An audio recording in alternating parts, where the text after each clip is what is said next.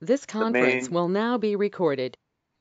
our main speaker for the day is the inimitable Eric Schrago.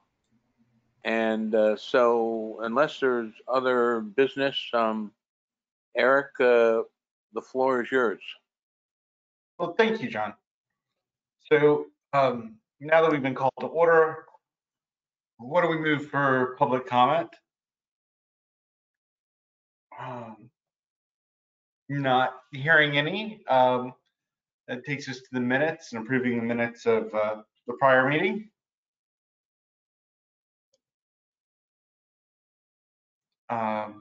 Is there a motion to approve the minutes? So moved. Is there a second? I believe I wasn't present at the last meeting, so I cannot. Well, you can second the motion even though you Okay. may sustain. Second the motion. So, all right, under discussion. Hearing no discussion, all those in favor of approving the minutes signify by saying aye. Aye. Aye. Disapprove, nay. I'm And abstentions? This is Binu. I'm abstaining. All right. Well, so the minutes carry. So then we're actually, here we are with Eric, the All right. 2023 comprehensive plan.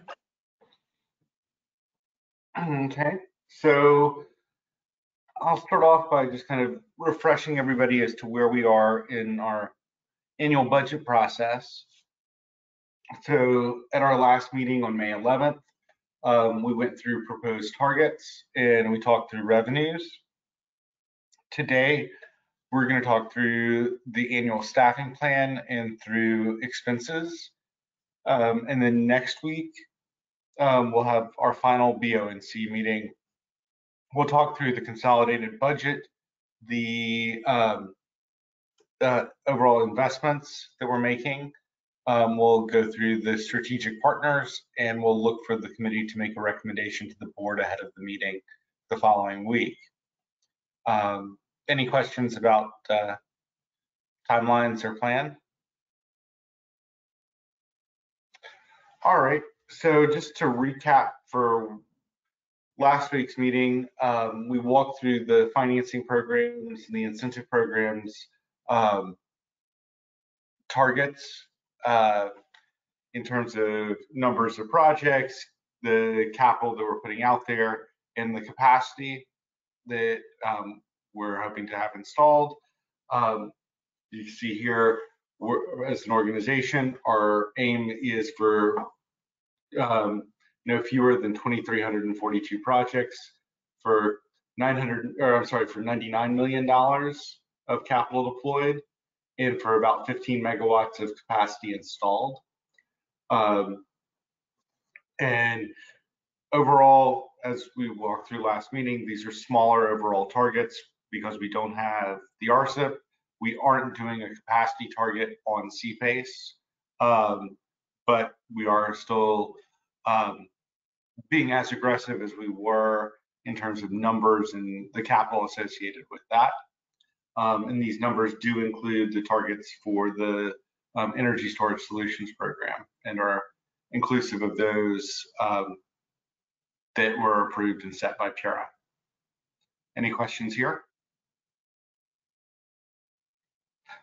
All right, hearing none, I'll move on to the new stuff. So Eric, I had one question back to the last chart. It was, I forget how many megawatts, 15 something megawatts? 15.2, I believe. So what's the price per megawatt and how does that compare to, you know, the normal world? I don't have a good straightforward answer for you, John. And the reason is, like, I could do the simple math of the close to $100 million and divide the 15.2 or 15.4 rather by that. That's not going to give you a really appropriate price per megawatt, because we have a bunch of projects that are going to yield capacity here, but they aren't being included, and that goes back to CPACE and a decision that we made this year. That basically the way that we were doing targets, because we don't have a good way to estimate before we're looking at a project what the energy savings is going to be. So we haven't ever come up with a MMBTU target around that. Right. And so we were only putting out solar capacity targets and overlooking energy efficiency. So staff tended to chase solar a little bit more than efficiency. And we figure by not having that target and being a little bit more agnostic, it allows us to, it encourages staff to pursue both efficiency and solar on the CPACE side. We're also mixing technologies here. So in the past, when we've talked about capacity installed, that's really only been solar generation capacity. Occasionally, we've had some mixes with other generation capacity, so around some of the hydroelectric projects we've done. Here, we're also including battery storage capacity, or battery storage nameplate. So it's not apples to apples, and this is something that I really wanted to get resolved before we came to B&O this year, and it just we just didn't have the capacity to do it, and it's high on my list to do after we get the budget done and dusted. But to start looking at how are we aggregating and doing targets from a capacity sake. That it's good to have one roll-up number for the organization, but I think we need a little bit better translation from one thing to another before we do that, and we need to have a way to, or a better way to include efficiency in this. But I guess at least the sense of the bank is that we're not paying wildly over some market rate per megawatt. Would you say that's a fair statement? That's a fair statement. If we're doing that, then we're not doing our jobs in terms of driving that market to provide. Well, that's what I wondered. Yeah. Okay. Yeah, we're paying market rates for our projects. All right. Thank you. So is it okay if I move to the staffing plan?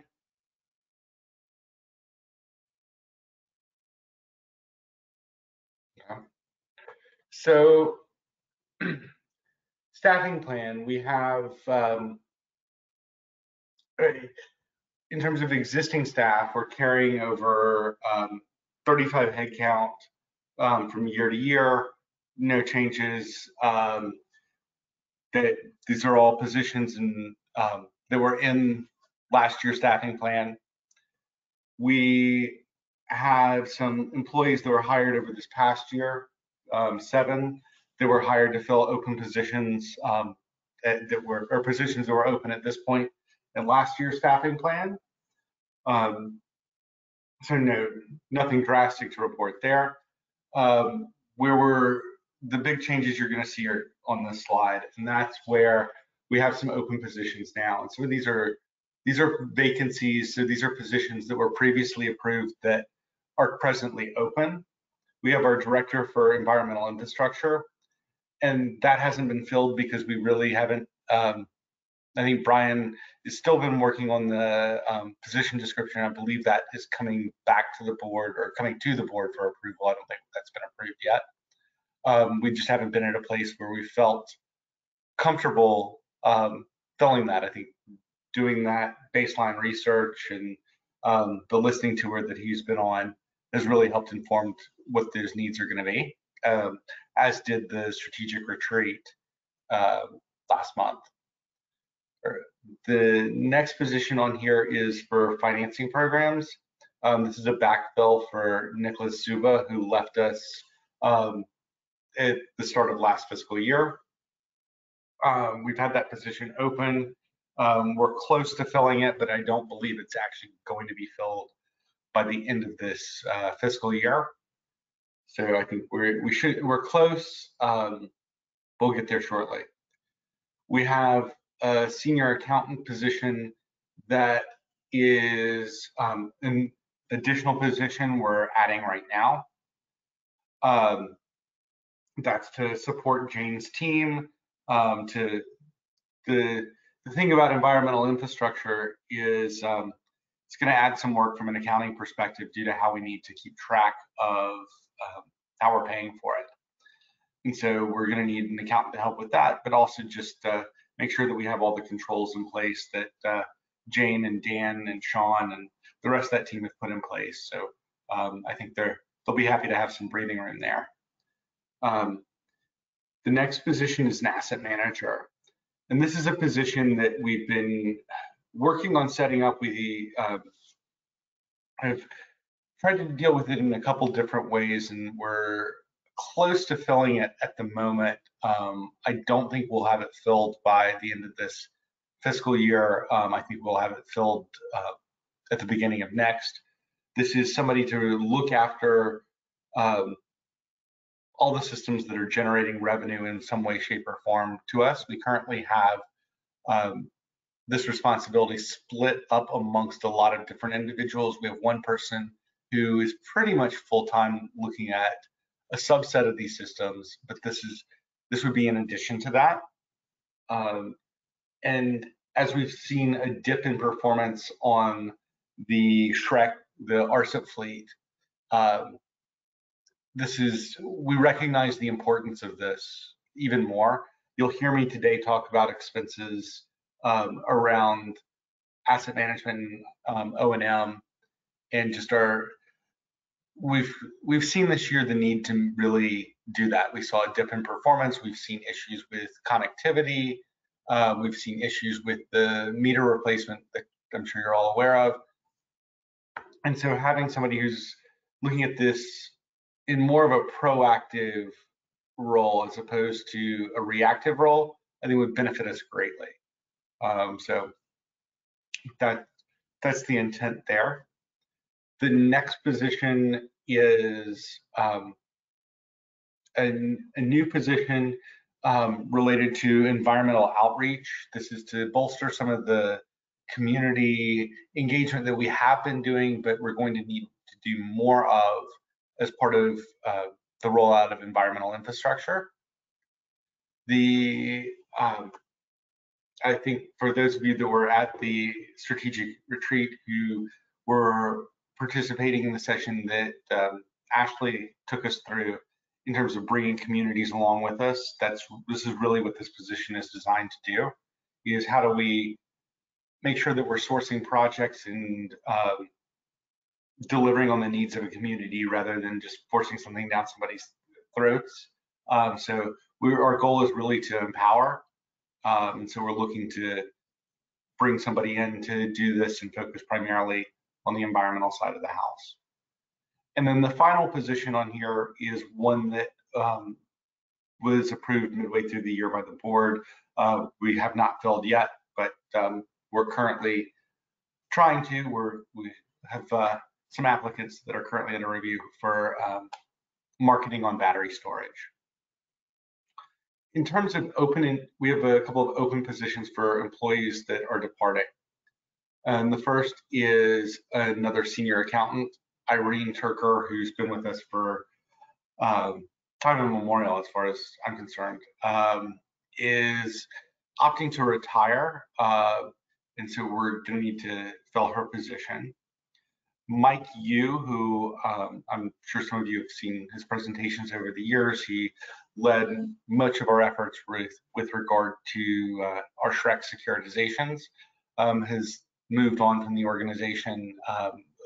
Great opportunity for Mike, and the Nature Conservancy really will benefit by him joining their team.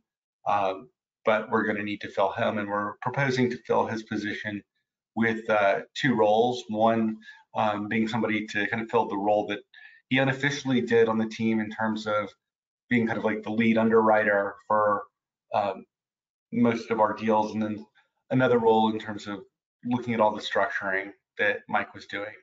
So kind of filling his shoes on things like the Shrek and other investments. And then we have a couple of positions that are coming off just due to staff transitions. So this past year, Ed Kranitz transitioned from the RSIP team over to manage the battery storage team. Emma Saavedra similarly moved from RSIP over to battery storage. Alicia DeMaio, who was a member of our RSIP team, left the organization to pursue an advanced degree. And Louise Della Pesca left the organization.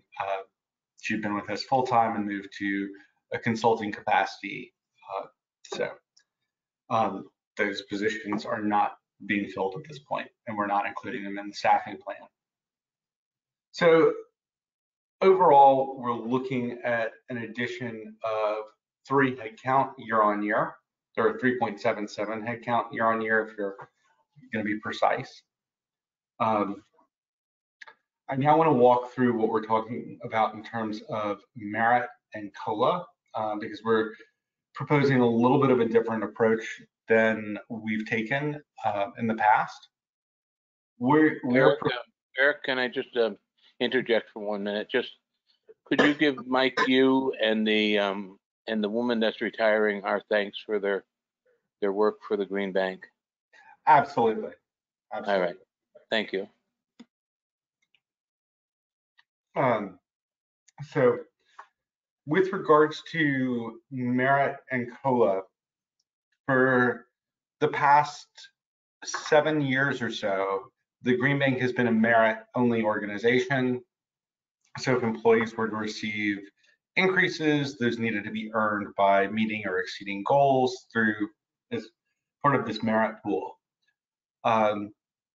After speaking with our compensation consultants, our external HR consultant, looking at what other quasis in the state are doing, as well as reading every single piece of news which seems to talk about inflation these days, we recognized that we needed to do something beyond just the merit pool. And so we're proposing a 5% cost of living allowance increase that would be effective July 1st. In addition to that, we're proposing a 4% merit pool that is based off of performance, and employees would be awarded a percentage increase based off of their performance in the review process. We're sticking with the same process this year that we've had in place for a while. And so we would look to do that after that review process is completed later this summer. This is in line, as I mentioned, with what our compensation consultants and the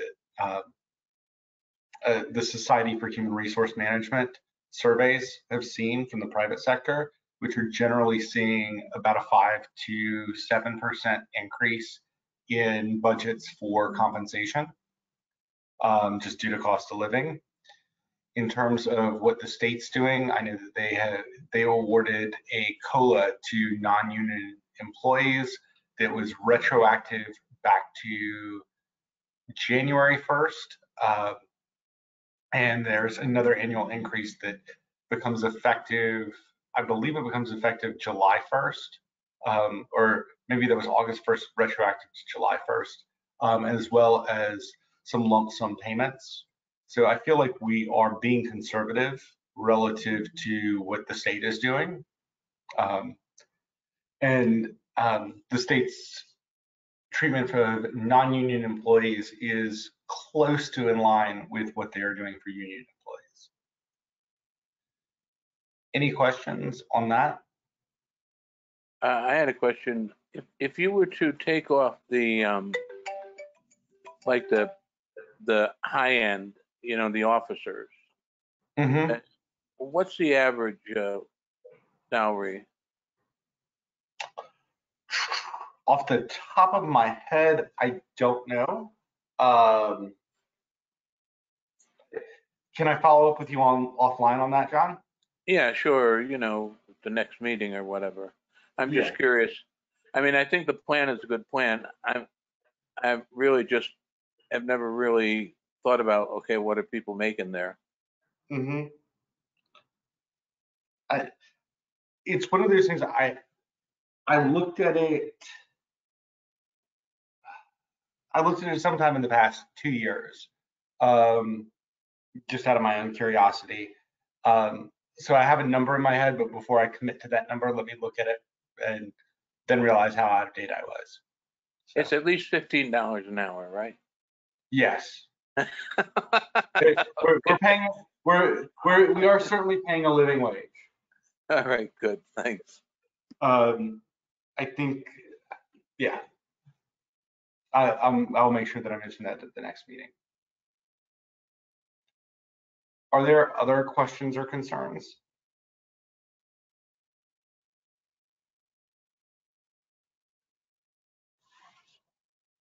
Okay.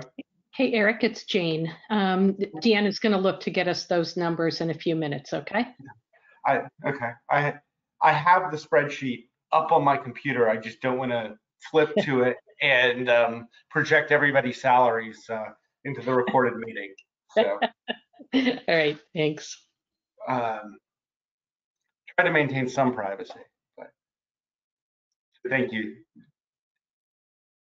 So with that, I'll transition from the staffing plan over to the individual expense budgets, if that's okay. So I'm going to start with the incentive programs. And I mean, you all got the 20 worksheets from Jane and I. And so what I've done here is I'm just trying to highlight a couple of specific things that I think are the message that I want people to get from it, which aren't necessarily that clear from those worksheets. So I'll walk through these, but if there are other things that I'm skipping over or other questions, please feel free to stop me and I'll throw the budget workbooks up here and we can talk at it that way.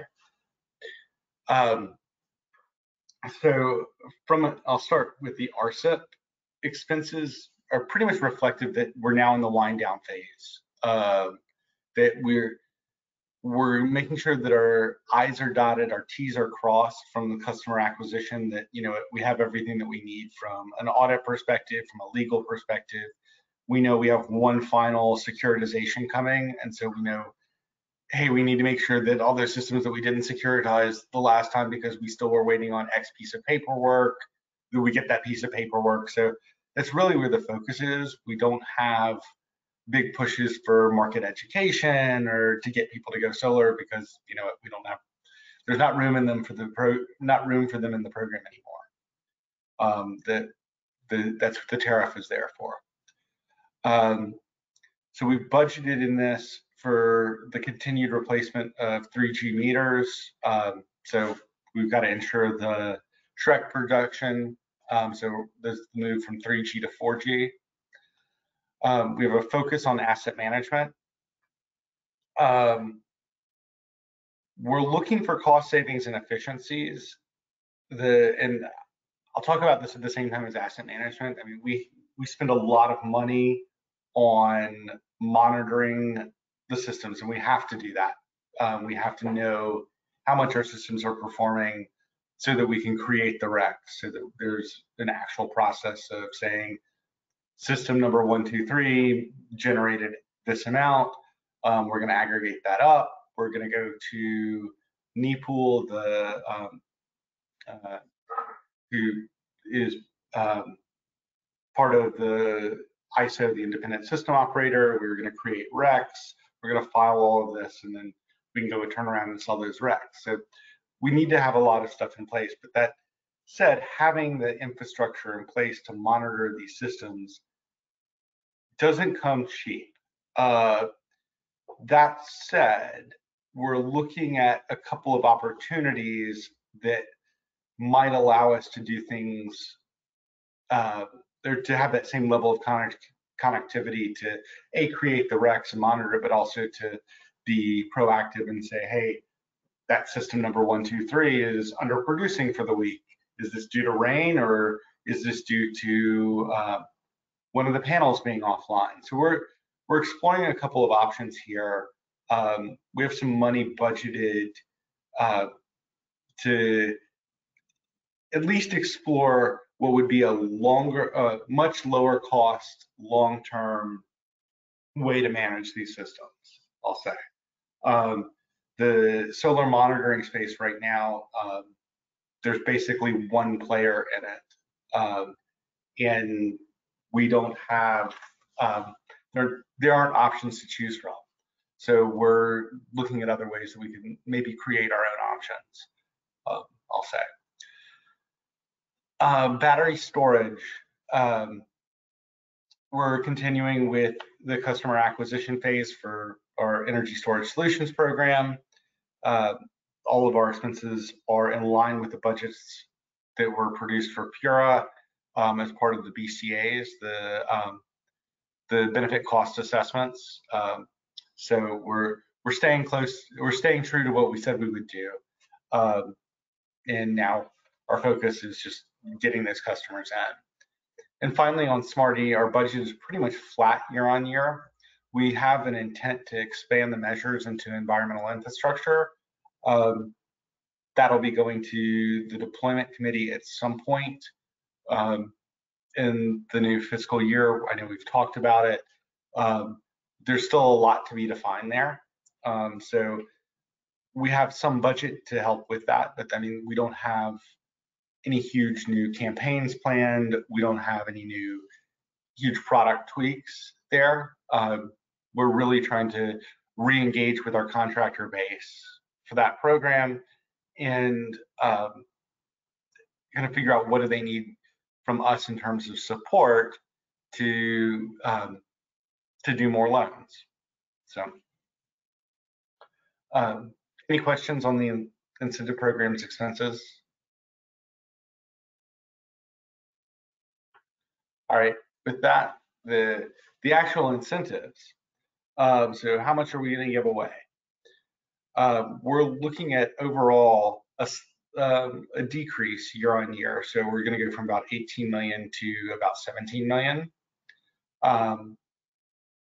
And I think we think that the split on this between the PBIs, so the performance-based incentives for the RSIP, and the expected performance-based buy-downs, the EPBVs, we might be a little off there. We're just in the process of doing the last cleanups. This hopefully will be the last year where we're doing those EPBVs. I'm hopeful for that because it sucks a lot of time from staff to process them. But the other incentives that you see in here are for battery storage. That's we're expecting there to be a bunch of residential systems starting to come online. We're seeing those approved. We have a handful that have been approved thus far. I don't think any of them are actually dispatching yet, but we do expect them to be online and us to be paying incentives as part of that approval the next year. Commercial, we don't have anything budgeted this year for those systems. And that is because the time that it takes to actually get the systems up and running and us to actually pay that incentive. So I think you all would have heard at this point that, you know, the first block, the initial block of incentives for commercial systems is already full. We haven't paid any incentive on those because the systems haven't been approved. They haven't been given permission to energize, they've been built. So it takes a long time from us saying, yeah, go for it, to actually paying that incentive. And we aren't actually expecting any of that to happen within this next fiscal year. So that's why that is budgeted at 0. We have a small number in here for other grants, and then we are continuing with our the existing level of support for sustainable CT that we've kept up in the past. And finally, we have $60,000 for some other grants that we might need to do to make specific projects work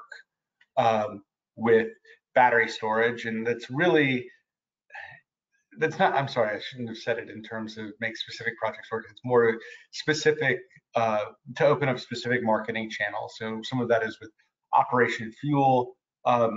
It's how do we work with them to engage the low to moderate income population about battery storage that would be beneficial to them. So it really opens up that as a marketing channel.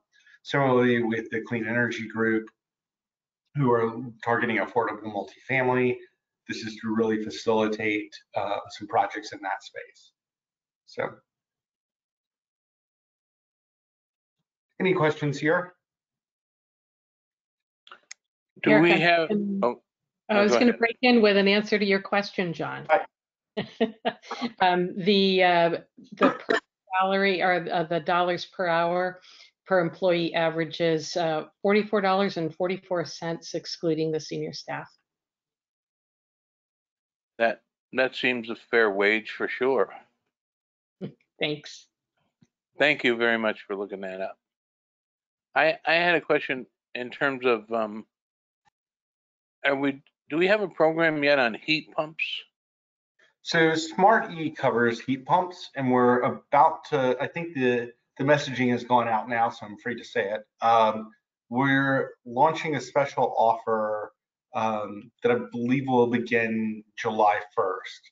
That one of the targeted technologies is heat pumps. It's going to focus heat pumps, battery storage, and I think there was a third. I'm blanking on it, but I think that most of the uptake that we'll see with that, I expect there to be a large uptake in terms of heat pumps there. Thank you.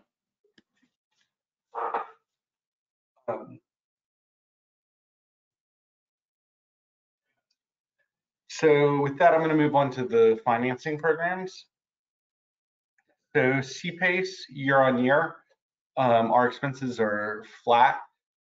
In there, there's some efficiency savings from, or some savings from some efficiency gains, and that's basically from bringing in-house the billing for CPACE. So I won't bore you guys with the details, but we used to outsource some of the billing to the municipalities. We've now consolidated that and done that in-house, and that has led to a bunch of savings with some of our third-party providers.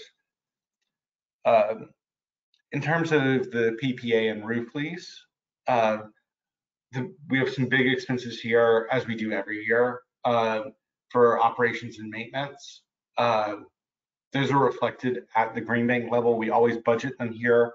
We end up then paying them out at the PPAs, and we probably should do a little bit of a better job of making, well, I'd love to be doing the budgets at the actual PPA fund level, but it's, we always do this at the Green Bank level. And as I mentioned previously, our investment in operations and maintenance is paying off. We are achieving that estimated production. For the most part, I mean, we look at the portfolio and looking at expected production versus actuals, and we are achieving that. In terms of multifamily, our expenses are to support the projects that are currently in the pipeline in terms of term lending, and we're the rest of the budget is pretty much there to support the acquisition of new PPA projects. Any questions on this? All right.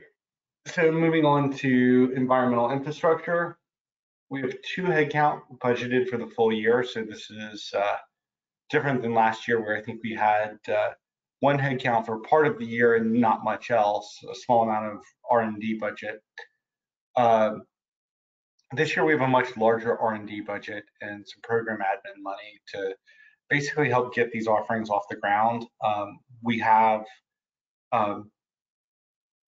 Brian's done his listening tour. We have some directional ideas coming out of the strategic retreat. And so now it's how do we translate that into actual either programmatic offerings, or how do we get to actual projects? So I think there's directionally we know where we're headed, and I think this money is there to help the staff when we get staffed up, help them actually achieve that. It's not, I don't think it's as detailed as it would be for something that we're already up and running, but this is something new, and I don't think that would really be a fair expectation in this case. In terms of the clean energy finance, so Bert's team, year on year, there's an increase in expenses, and the primary driver of that is just due to staffing. We're adding a position here that we didn't have previously, so we're replacing Mike Yu with 2 people, and that's really the primary driver here. Questions or concerns? Moving on to marketing. So last year I mentioned at this meeting, we were making a strategic shift from being more product centric and a media approach to a brand level media strategy. We're continuing with that. And we're really trying to do that across the board. We're trying to be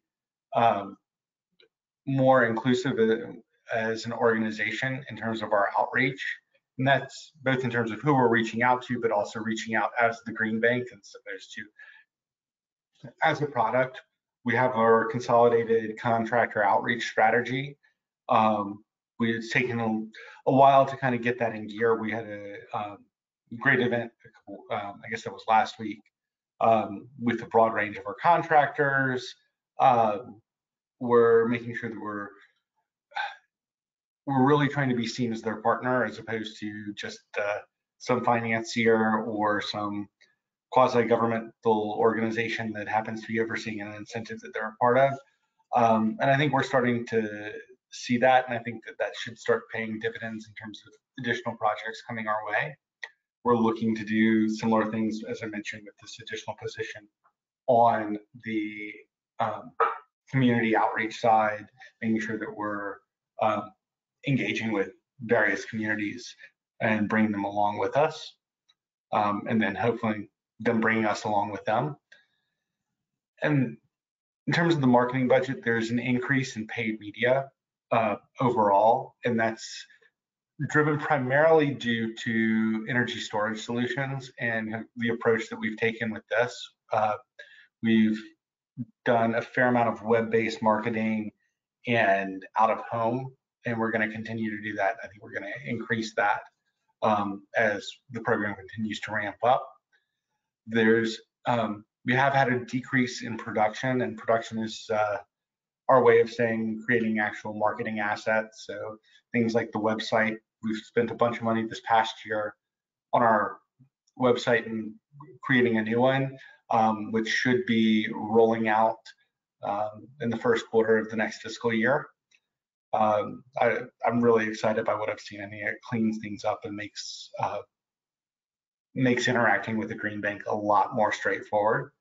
We've also developed a lot of assets this past year in terms of energy storage solutions. We've had a couple of videos. We have one that I'm excited to see, an animated video explaining exactly how batteries work. We're trying to simplify things. So basically, we realized we didn't need as much, and overall, you'll see a net drop year on year in terms of marketing spend. In terms of research and development, and I've referred to some of this in the environmental infrastructure budget, but we have a $200,000 budget here, and these are kind of placeholders. Normally, we come to this with some projects that we've been working on year to year that are carrying over, or we have something lined up that we're gonna just go ahead and do. Right now, we know that we're going to need something in terms of environmental infrastructure, but we don't know what that is. And then similarly, on the clean energy side, we have this as a number. It's kind of a placeholder. We know that there a variety of things that are going to come up. We're now involved in this clean hydrogen hub, the Hydrogen Commission that was just launched as part of the recent legislative session. So there could be something coming out of that. There's some other work that we're doing in terms of fuel cells. So we don't know what the need will be, but this is basically there to support whatever that is. Any questions or concerns? I wondered, I just raised this as a possibility. I know that heat pumps still are an inordinate cost compared to some other things. I'm wondering, in terms of research and development, if we could take some money and have CCAT or have UConn or somebody really take that technology and the process of installing it apart and figure out how to do it all more cheaply. We typically haven't spent our research and development money on that type of technology investigation, but it's something to kick around. I mean, it's really such a critical it's a critical piece. If we could really get the price down, it would really be a game changer. Okay, let us take it back and let us see who we can engage with on it. And the other thing on marketing is, do we have anybody pushing a free marketing, like stories in national, local trade publications and other stuff like that? I'm not sure I follow. So how do we get? This is what I'd like. I'd like to buy the Sunday New York Times, take out the magazine, and there's a picture of Brian Garcia on the cover. So earned media, I think, is what you're talking about. So get somebody to write stories about the work that we're doing. Well, I mean, it's actually normally kind of considered free media, that you interest the media in your story, and then they come and ask you about it and they tell it. Yes. So we have a relationship with a PR firm who we've done this several times to varying degrees of success. We haven't made the New York Times Magazine section yet, but we got to save that for something big. But we have done this. So I know we had some things around CPA's new construction. We were really trying to make sure that we were looking for ways to get in front of property developers or building owners. Right. And so it was much more targeted at those publications, but we did work with our PR firm on that. There are some other stories that I know that we did and that we got out there. I'm just blanking on examples, but I know that the CPACE new construction one is the most recent one that I can think of. But well, yeah. anyway, I think that the Green Bank is such a great story. I'd love to see it. I'd Yeah. like to see it, told. I do too, and I'd love for everybody to be telling it. I think that earned media, or that the free media is part of our strategy, and it is one of the tools in our toolbox, and it is part of that marketing budget in terms of having somebody to help us get those stories in front of the people that might be interested in telling them that just don't know it yet. Cool. So, all right. So moving on to other operating expenses. This is all the fun stuff. So year on year, we have about $150,000 increase and this is primarily driven by inflation, primarily on the IT side. Um, these numbers are probably going to shift a little bit between now and the final budget. We're still waiting on some pricing and a couple of things, so these will get tweaked. Directionally, I think overall, the net bottom number that you're seeing is probably going to be pretty close to where it is now. That I'm sure there are a couple of things that we're shooting too high for, and a couple of things we're coming in too low. But I'd be shocked if it were very different than what we have now. But just for transparency's sake, I'll let you know that those will probably change between now and the final. Overall rent, we have our increase that's built into the overall lease. Our communications is coming down just due to some over budgeting that had happened in the past. And everything else this year is basically increasing in line with inflation. And then finally, the last item that I have for you today is with capital expenses. We have a decrease year on year in terms of CapEx. What we're looking to spend is basically additional or new laptops in line with what we do every year.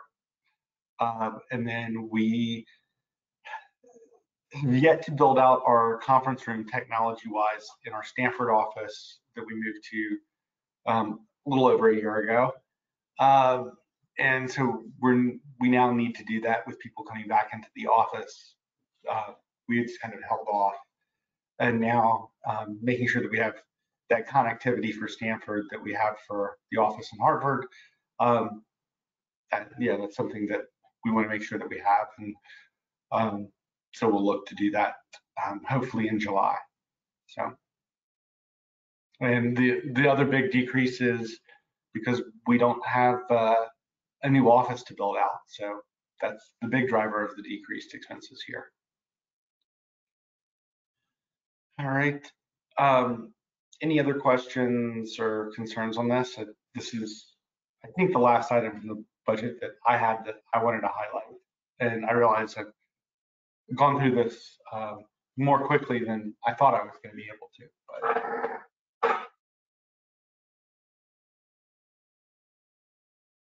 Well, it's evidence of a tremendous amount of work by a number of people, and it all, to me, it all rings true and is reasonable, and certainly indicates that the bank is continuing to operate responsibly, but at the same time, basically look for ways to get projects done. And as we were talking the other day, Eric, the bottom line is cut carbon. And so I really thank you and Jane and everybody who worked on this for their efforts. And any of the committee members have any other comments or questions or anything on this?